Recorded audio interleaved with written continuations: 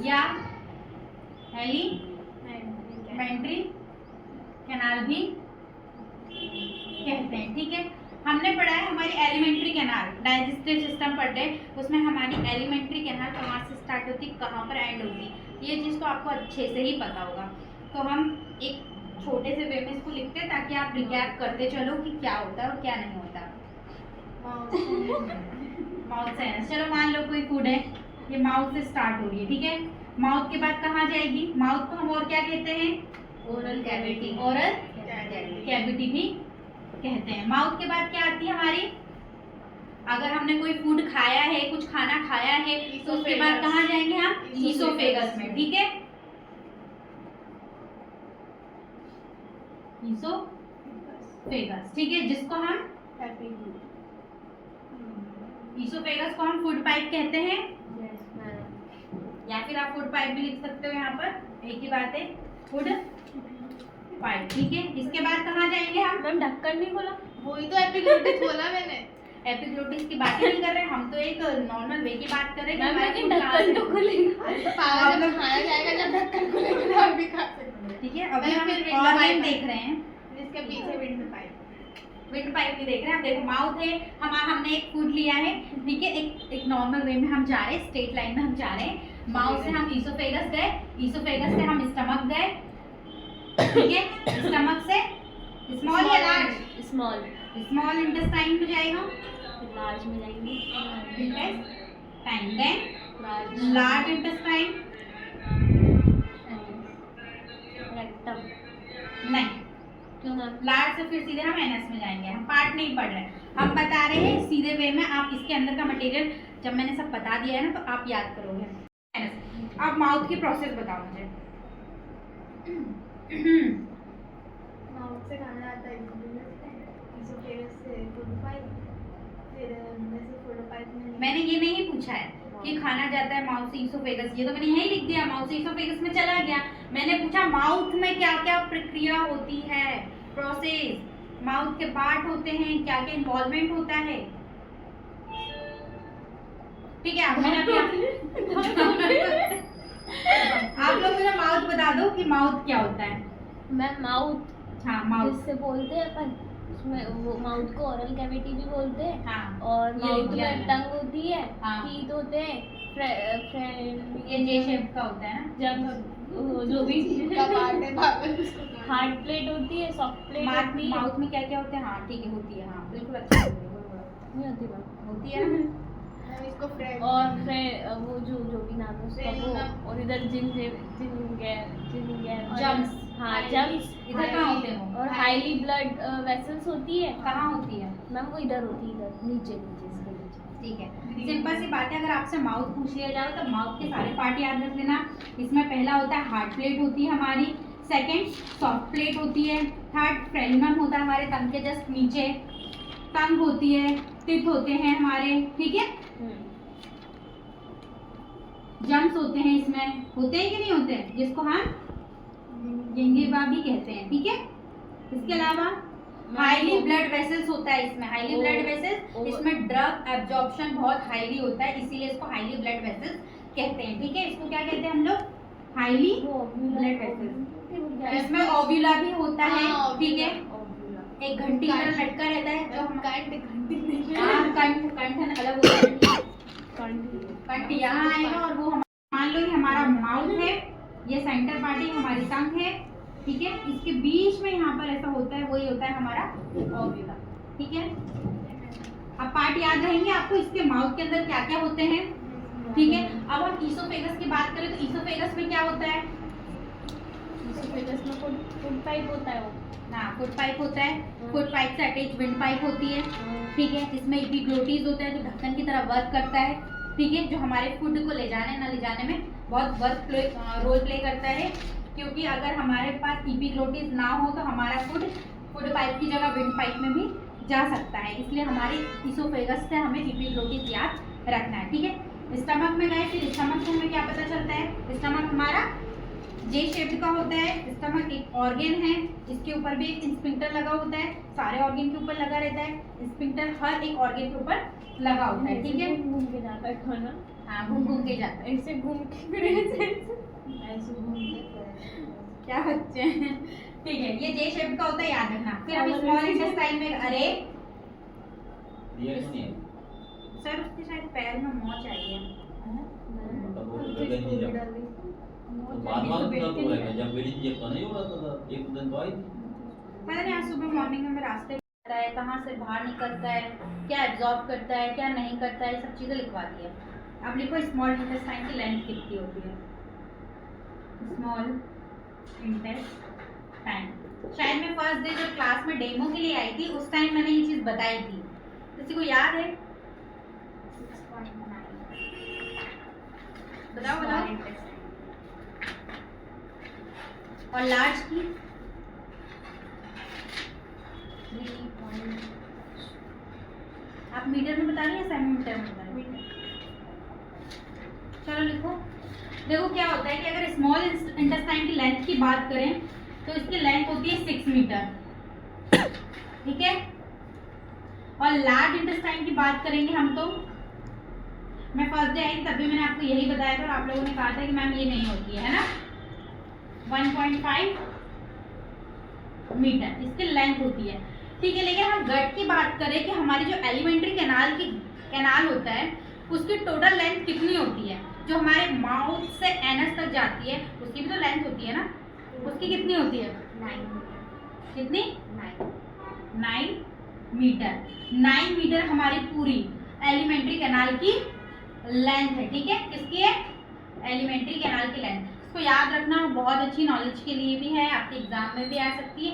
In future आप अगर आप नीट के एग्जाम भी देते हैं तो आपकी उसमें भी काम आएगी। तो याद रखना कि total length of alimentary canal is 9 metre, total length of small intestine is 6 metre, total length of large intestine is 1.5 metre. याद रहेगा आपको? मेरे में स्मॉल की 6.5 लिखी है। 6 मीटर याद रखना आप, ठीक है। एग्जैक्ट नहीं, मैम आपने शायद 6.9 बताया था। 9.5 बताया था 5। मैंने 60 बताया था। मैंने 1.5 लार्ज मीटर होती है, लार्ज की होती है 1.5 और पूरी गट की होती है कितनी? 9 मीटर। याद रहेगा। हेडिंग डालो पेरिस्टाल्टिक मूवमेंट। पेरिस्टाल्टिक मूवमेंट क्या होता है? जैसे हमने इसोफेगस की बात करी थी अभी अपन ने, ठीक है। इसोफेगस में कॉन्ट्रैक्ट और एक्सपेंड का काम होता है, ठीक है। जैसे ये हमारी इसोफेगस की पाइप है, ठीक है, ठीक है। तो यहाँ पर क्या होता है? और एक्सपेंडेंट का काम। मैंने बताया भी था आपको, थोड़े अच्छे से डिटेल में समझा देती हूँ कि मान लो कि हमने कोई फूड खाया, ठीक है। हमने कोई भी फूड खाया, ये हमारा फूड है। अब ये ट्रेवल करता हुआ अंदर जा रहा है, तो आपने देखा है कि कोई इंसान उल्टा होता है तो भी खा लेता है, सीधा होता है पेड़ पे उल्टा लटका है, हमारा खाना बाहर नहीं आता है। क्यों नहीं आता है? क्योंकि यहाँ पर ये कॉन्टेक्ट का और एक्सपेंडेंट का काम हो रहा है, ठीक है। इसमें क्या होता है कि जैसे हमने कोई फूड अंदर खाया तो ये हमारा ये यहाँ से ऐसे करके यूँ हो जाएगा। क्या होगा कि इसोफेगस पाइप को ये कॉन्टेक्ट कर देगी, एक्सपेंड कर देगी, ठीक है।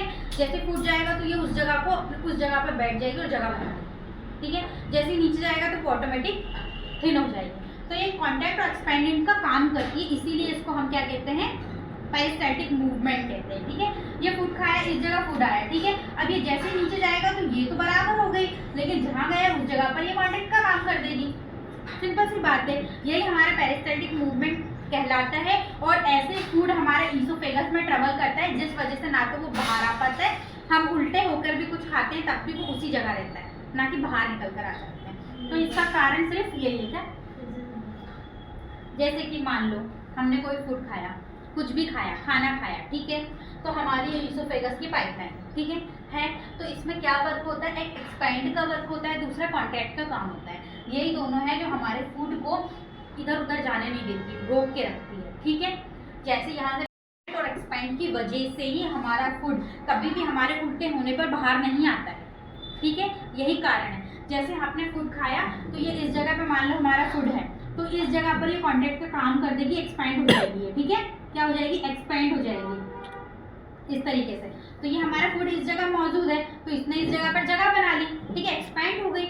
और जैसे ये नीचे जाएगा तो ये जगह वापस से अपनी जगह पे कांटेक्ट में आ जाएगी और ये फिर नीचे जाकर एक्सपेंड हो जाएगी, ठीक है। ये इसका काम होता है, जिस वजह से इसको फिर जकड़ के रखता है, नीचे नहीं जाने देता, ऊपर नहीं जाने देता है। ठीक है। हम उल्टा होकर खाएंगे, पेड़ पे लटक के खाएंगे, सोते हुए खाएंगे, उल्टे होकर खा लेंगे, उल्टा लेट के कुछ भी कर लेंगे, ये इस जगह से नहीं मिलता है। कारण ये कि एक्सपेंड और कॉन्ट्रैक्ट की वजह से, इसी को हम पेरिस्टाल्टिक मूवमेंट कहते हैं, ठीक है। लिख लो, the muscles are, the muscle, heading डाल ली ना, peristaltic movement. The muscles are contracted and expandant, expandant,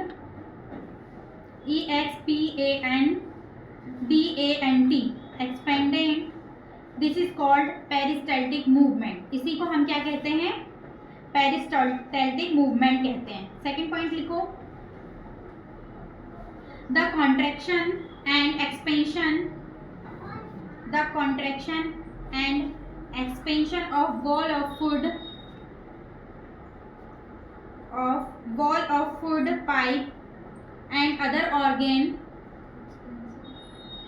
expansion of wall of food pipe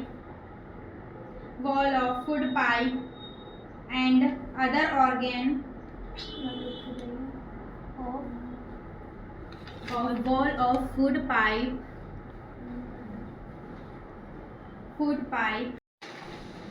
of digestive system to move the food, digestive system to move the food along gut is called the peristaltic movement, is called the peristaltic movement। ये वही लिखा है जो मैंने अभी आपको explain किया था कि कोई भी फूड पाइप, यानी कि जो फूड पाइप होती है, इसको ईसोफेगस से अभी बोला था हमने, ईसोफेगस जो रहेगा इसको हम क्या करेंगे, जो भी फूड हमारे ट्रेवल करेगा उसकी वॉल होगा, उसको एक्सपेंड और कॉन्ट्रैक्ट का काम करेगा, वही हमारा पेरिस्टाल्टिक मूवमेंट कहलाता है, ठीक है। हेडिंग डालो, स्पिंटर। ये पेरिस्टाल्टिक मूवमेंट समझ में, देखो ये स्टमक है, ठीक है। इससे पहले हमारा क्या था, बताएगा कोई मुझे? ईसोफेगस। ईसोफेगस के बाद फूड कहाँ जाता है? स्टमक में जाएगा, तो पहले ईसोफेगस आएगा, तो यहाँ पर इपिग्लोटिस लगा था, ठीक है, ये ढक्कन की तरफ वर्क करता है, ये भी एक स्पिंक्टर ही कहलाएगा ना। ईसोफेगस के बाद जब हमारा फूड स्टमक में जाएगा, तो इस स्टमक के पहले भी क्या है, हमारा स्पिंक्टर लगा हुआ है। मैम ईसोफेगस में लगा है ना, ईसोफेगस और स्टमक के बीच में लगा है, ठीक है। जैसे ये दरवाजा है, ये बाहर वाला आउटर एरिया, ये अंदर वाला आउटर एरिया, ये बीच में एक गेट लगा हुआ है, ठीक है। इस हमें अंदर आना है तो हमें गेट खोलना पड़ेगा, बाहर जाना है तो हमें गेट खोलना पड़ेगा। तो सिंपल सी बात है, स्पिंक्टर, इस फूड को स्टमक में आना है तो इस स्पिंक्टर को ओपन होना पड़ेगा, ठीक है। और यहाँ से जब स्मॉल में जाना है तो इसको भी ओपन होना पड़ेगा, ठीक है। तो ये एक ढक्कन की तरह वर्क करता है। मेनी स्पिंक्टर हमारे गट्स में होते हैं, ठीक है। हमारा एलिमेंट्री कैनाल है, जो गट है, इसके अंदर हर एक ऑर्गन के पहले स्पिंक्टर है। अब इसमें कोई डाउट है आप लोगों को? मैम 4 ही होंगे ना, स्टमक बस, ठीक है। अब कोई डाउट है इसमें? कोई डाउट है? स्पिंक्टर मतलब समझ में आ गया। बेस्ट एग्जांपल ऑफ गेट जो हमें अनुष्का ने दिया, ठीक है, लगा है, ठीक है, याद रखना। इस लिखो, sphincter are ring type circular structure, ठीक है। सेकंड पॉइंट लिखो, sphincter are circular muscular, sphincter are circular muscular structure, which control the movement of substance, starting से बोलूं, muscular structure which control the movement of substance through them,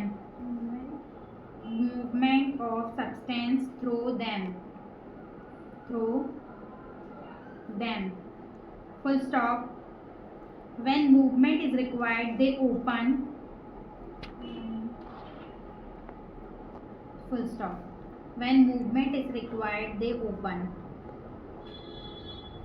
देखो, इस movement में जितने भी हम कोई फूड खा रहे हैं, जब दूसरे ऑर्गन तक जाता है तो ओपन होने की जब भी रिक्वायर्ड होती है तब हमारे स्पिंक्टर ओपन हो जाता है। सिंपल सी बात है, रिक्वायर्ड के ऊपर ही डिपेंड करता है, ठीक है।